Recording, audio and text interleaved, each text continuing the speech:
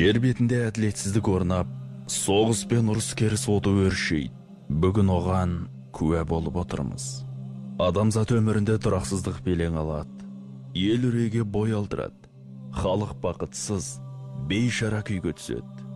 Жер бетінде әділетсіздіктен зардап шегіп жатқан кезде пайғамбарымыз, оған Алланың игілігімен сәлемі болсын, бізге әділетті билеушінің келетіні жайлы ізгі хабар айтады.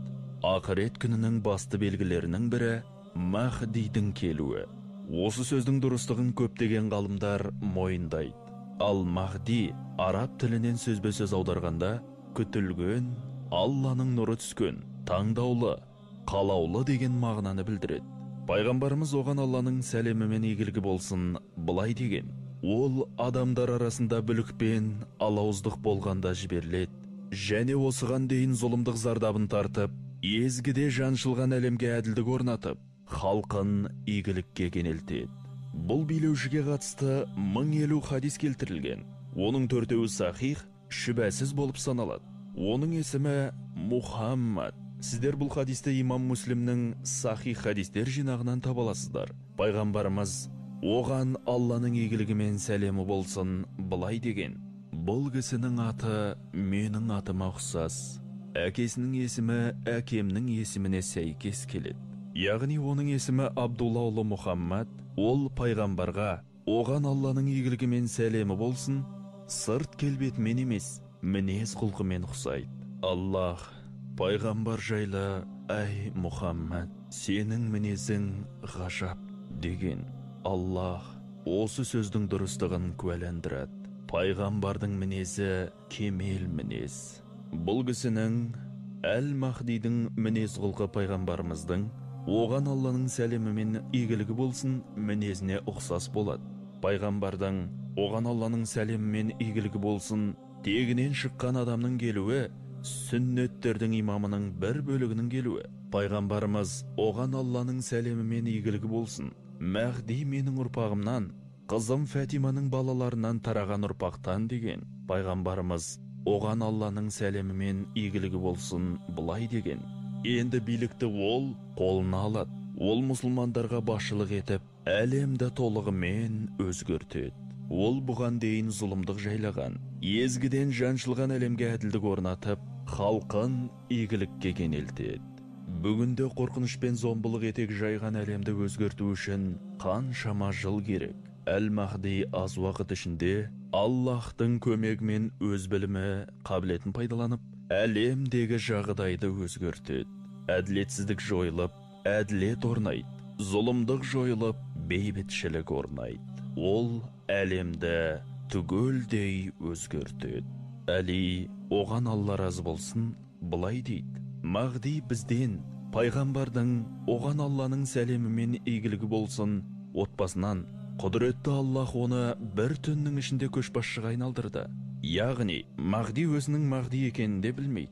Бір түннің ішінде Аллах оны арайландырады. Хадисте айтылғандай, Арабия түбегінде патша дүниеден өтеді. Ал сол патшаның ұлдары бір-бірімен таласып, билік үшін күреседі. Ұрыс керістен аулақ болу үшін Мұхаммад ибн Абдулла Мәдинадан Меккеге жасырын түрде кетіп қалады. Өйткені ол жанжалға қатысқысы, адамдармен жауласқысы келмейді. Оның Меккеге сапар шегудегі басты мақсаты билік үшін күрестен бойын аулақ салу еді. Сол уақытта адамдар оның соңын еріп, Мәдинадан Меккеге барады. Оны іздеп табады. Олар оны Қағбаға ертіп әкеліп, оның қарсы болғанына қарамастан, оған адалдық антын береді. Адалдық антын бергеннен кейін мынандай екі оқиға болады. Біріншісі, Сириядан пайғамбарымыздың оған Алланың сәлемімен игілігі болсын ұрпағына шабуыл жасау үшін әскер шығады. Пайғамбарымыз оған Алланың сәлемімен игілігі болсын мұқият тыңдаңыздар. Бір күні Айшаның оған Алла разы болсын үйіне келеді. Ұйықтап жатып, өзін жайсыз сезінгендей қимылдай бастады. Бұрын соңды ондай жағдай болып көрмеген еді. Түс көріп жатып, қатты мазасызданғаны соншалық, осылай қимылдауға мәжбүр болды. Ол ұйқыдан тұрғаннан кейін Айша оған Алла разы болсын, ол Алланың елшісі, әдетте бұлай істемеуші едіңіз, сізге не болды деді. Сонда пайғамбарымыз оған Алланың игілігімен сәлемі болсын, былай деді: таңданарлық жағдай, менің үмметімнен құралған Сириядан әскер келеді. Олар бір адамды, менің ұрпағымды іздейді, соған шабуыл жасағысы келеді. Сөйтіп Махди арабтармен, ислам туын көтеріп шыққан жауынгерлермен шайқасады. Олар теріс жолға түсіп адасқандар. Олар бұған жақындай бергенде Аллах тағаланың әмірімен әскерлердің бір бөлігін жер жұтады. Бәрі мерт болады. Тек осы оқиғаны басқаларға жеткізу үшін бір-екі адам ғана тірі қалады. Бұл хабар басқаларға жеткенде олар мұның Махди екенін түсінеді. Осыны түсінген адамдар Махдидің соңынан бірінші болып ереді. Ауғанстанда қара тулар тігіліп, сол тулардың астына жиналған адамдар Махдиге барады.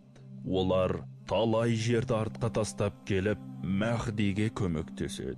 Махдидің тағы бір белгісі Алланың елшісінің оған Алланың сәлемі мен игілігі болсын айтуы бойынша ол Персияда, қазіргі Иранда жасақталған әскермен шайқасқа түседі.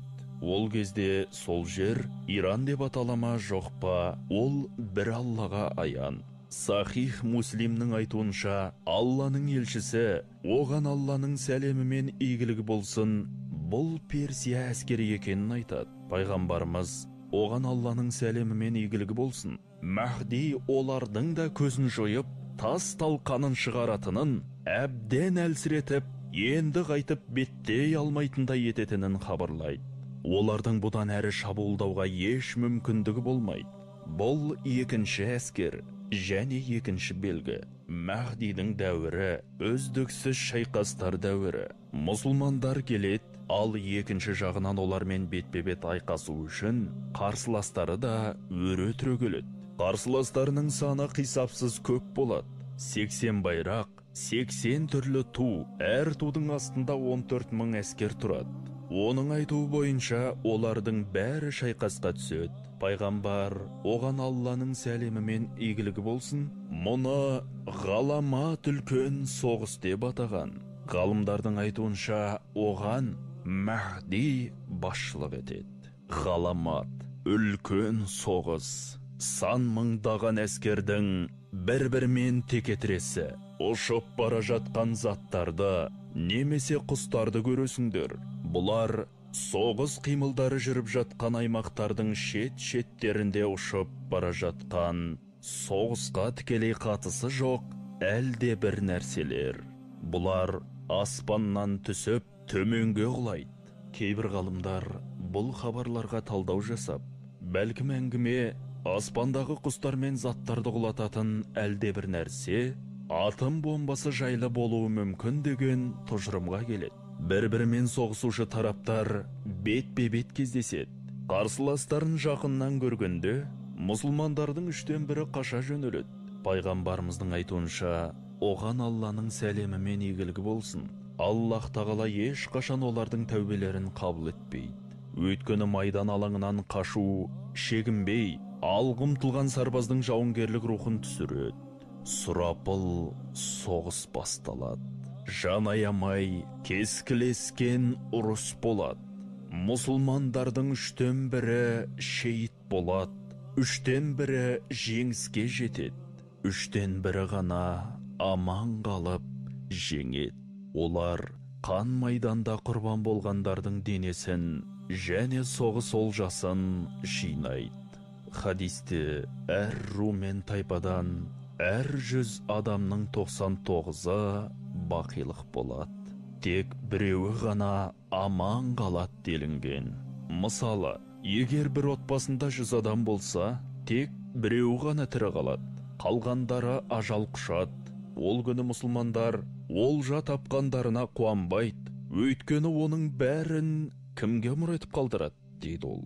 Бүкіл отбасы қырылған, адамдардың көбі қаза тапқан. Міне осындай қайғы қасірет. Егер отбасында 100 адам болса, оның біреуі ғана тірі қалады делінген. Ол адам қалай бақытты болады? Болашаққа қандай ұрпақ қалдырады? Мына дүниенің барлығын жүрегіміз тәрк етеді. Дүниені тәрк ету, жарық әлемнің қызығынан баз кештіру дегенді білдіреді. Ендігі бар үміт, болашақ өмірде отбасымызбен қауышу. Амал нешік? Аллах субханаллаху ва тағаланың бізге мына жарық дүние қызығын, бүгінгі күні жүрегімізге ұялап салған, көбімізді өзінің ерміне батырып, жұтыпта жіберген материализмді өз еркімізбен емес, күшпен тәрк еткізуіне тура келеді. Мұндай зор қасіреттен, зұлмат соғыстан кейін не болады? Армагеддон, зор апат жайлы ескертетін кітапта бұл жайында не айтылған? Міне, ол жеңіске енді ғана қол жеткізіп, майдан даласынан олжа жиып жүргенде оларға бір дауыс: «Ей мұсылмандар, жерлеріңе дәжжал келді. Тезірек отбасыларыңа, үйлеріңе оралыңдар. Өйткені дәжжал пайда болды» деп жар салады. Ол Інжілде антихрист деп аталатын әд-дәжжал. Ақыр заманның басты белгілерінің бірі дәжжалдың пайда болуы. Сондықтан имам Әл-Махди хабардың дұрыс екеніне көз жеткізу үшін 10 адамды, 10 салтаттыны барлауға, ақпарат жинауға жібереді.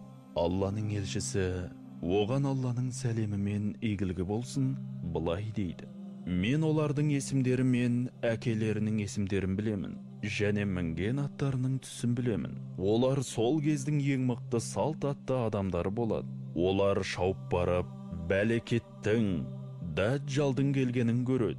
Дәжжал деген кім өзі? Ол қиямет күнінің үлкен белгілерінің біріншісі. Ол пайда болған кезде қалған белгілер моншақтың тастары сияқты бірінен соң бірі төгіледі.